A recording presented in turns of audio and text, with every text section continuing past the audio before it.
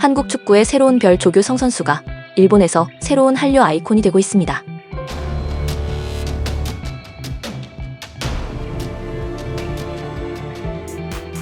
가나전에서 멀티골을 터뜨리며 한국 축구의 기대주로 떠오른 조규성 선수에 대한 세계 각국의 관심이 뜨거운 가운데 평소 관음증이라 여겨질 만큼 한국의 모든 것에 관심이 많은 일본에서는 조규성 선수에 대한 각종 언론 보도가 쏟아지고 있습니다.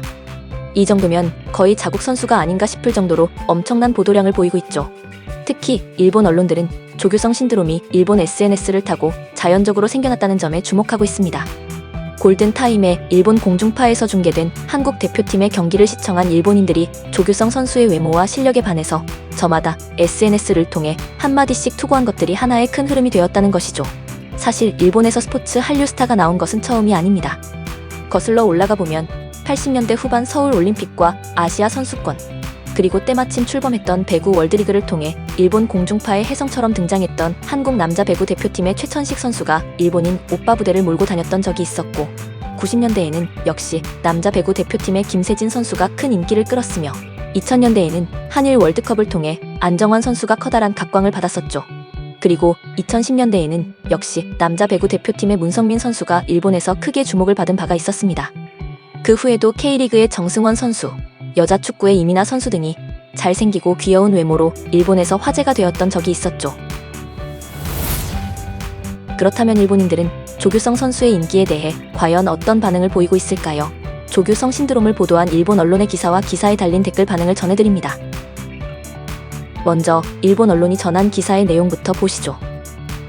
BTS에 있을 것 같은 미남. 한국 대표팀에서 활약한 9번이 일본에서 공중파 중계로 인기 폭발. 28일 카타르 월드컵 H조의 한국이 가나에게 2대3으로 패했으나 후반 공격수 조규성이 연속 2골을 터뜨리며 잠시 동점을 만드는 존재감을 발휘했다. 일본에서도 공중파로 방송된 경기를 통해 주목한 팬들도 많아서 BTS에 있을 것 같은 미남이라며 화제가 되고 있다. 단 3분 사이에 등번호 9번이 선명한 임팩트를 남겼다. 0대 2였던 후반 13분, 미드필더 이강인의 크로스를 조규성이 머리로 맞춰서 골. 이어 직후인 16분, 김진수의 크로스에 호쾌하게 뛰어든 조규성이 다시 강렬한 헤딩슛을 터뜨리며 동점으로 따라잡았다. 경기는 패했지만 극적인 전개를 연출한 스트라이커는 일본에서도 크게 주목받고 있다. 인터넷상에서는 스트라이커 부족에 허덕이는 일본 축구 팬들로부터 규성 같은 대형 중앙 공격수를 갖고 싶다는 부러움은 물론 단정한 외모에 주목하는 이들도 적지 않다. 잘생겨서 인기 많을 것 같아. 배우 같다. BTS에 있을 것 같은 미남. 너무 지나치게 멋있는데 등의 목소리가 속출하고 있다.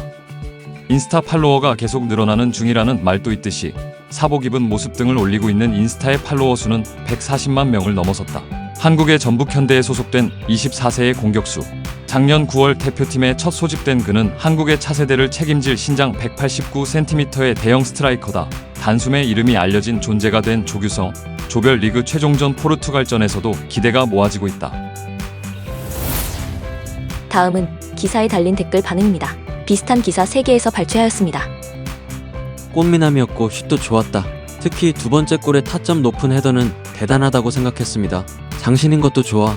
다만 혀 내밀기는 난 좀 싫었다. 그 혀는 품위가 없었지. 역시 조선인. 퍼포먼스로 혀를 내미는 건 어느 나라 사람이나 합니다. 품위가 없는 것은 당신의 댓글입니다.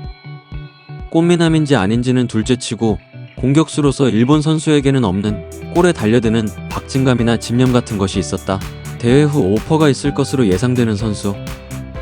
한국과 가나의 플레이를 보며 일본인 선수와 움직임이 전혀 다르다 라고 느꼈다.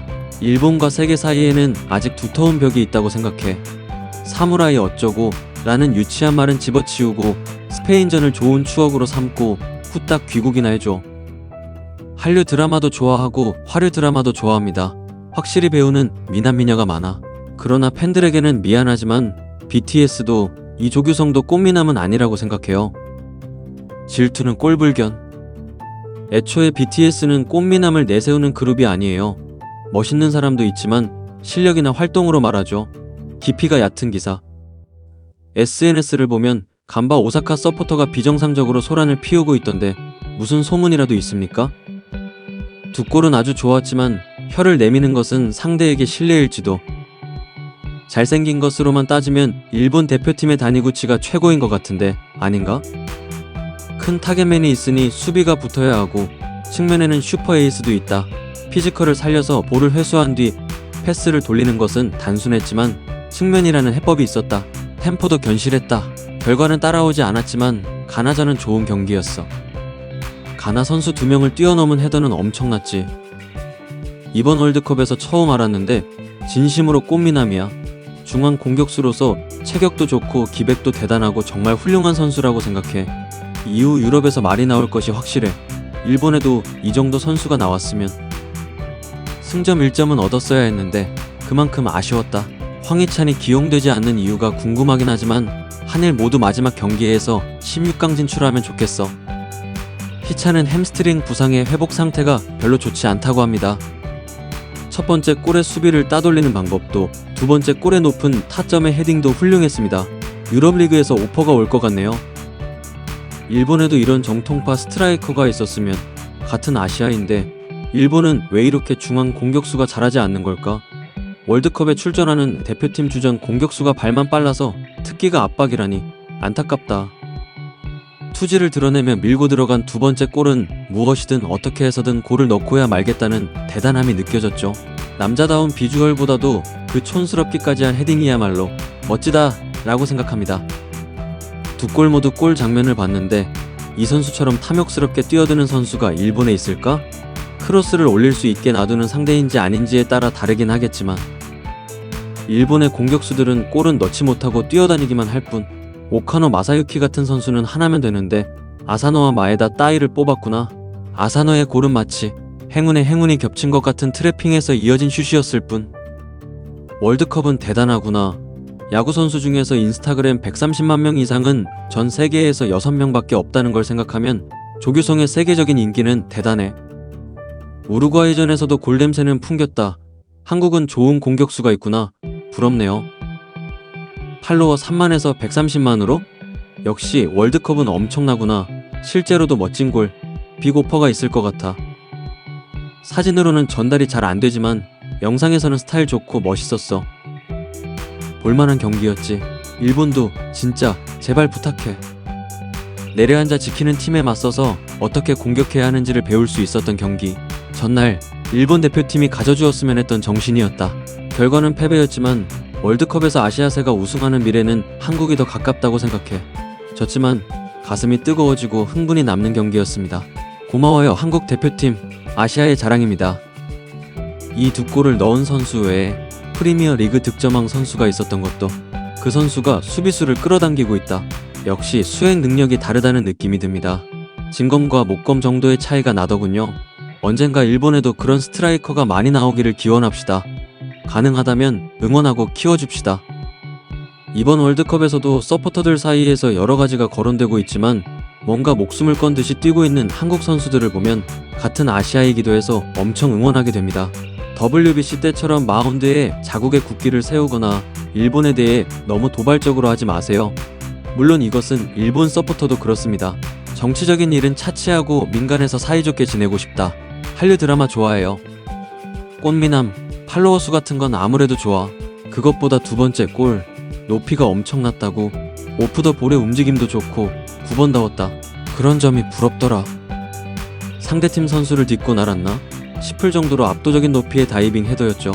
그건 월드 클래스의 플레이 같았습니다. 한국은 이웃 나라들 중에서 별로 좋아하는 나라는 아니지만 그 끊임없이 거센 공격을 하는 마음가짐은 솔직히 부러웠지. 일본 경기는 무엇으로부터 지키는 건지 모를 정도로 과도한 수비로 아무것도 할 수 없었으니까. 두 골은 정말 훌륭했고 그런 기백은 일본도 본받았으면 좋겠다고 생각해. 하지만 그 첫 번째 골 세리머니는 무리. 기백이 있고 결정력도 대단했다. 우에다와 이토를 세트로 줄 테니까 트레이드 해줄래? 일본에 와봐야 같은 결과는 내지 못해. 왜냐하면 일본은 옆이나 뒤로만 패스하고 어쩌다 드리블 잘하는 녀석이나 골 근처까지 가니까. 그러고 보니 월드컵은 꽃미남이 화제가 되는구나. 안정환, 베컴, 이란 만시즈. 아, 한일 월드컵 때뿐인가. 가나전에서 멀티골을 넣으며 돋보이는 활약을 보인 조규성 선수는 경기 후 인터뷰에서 많이 응원해주시고 늦은 시간까지 지켜봐 주신 팬들께 너무 죄송하고 아쉽다. 나도 솔직히 별거 없는 선수다. 어린 선수들도 꿈을 갖고 열심히 하면 된다. 라며 겸손한 모습을 보였습니다. 겸손한 마음으로 묵묵히 자신의 길을 가고 있는 이 반듯한 청년에게 과연 어떤 미래가 펼쳐질지 기대가 되네요. 조규성 선수와 대한민국 대표팀의 선전을 기원합니다. 지금까지 허위, 과장, 조작 없는 채널, 있는 그대로 전해드리는 심심풀이 반응 채널이었습니다. 더 좋은 영상으로 찾아뵙겠습니다. 시청해주셔서 대단히 감사합니다.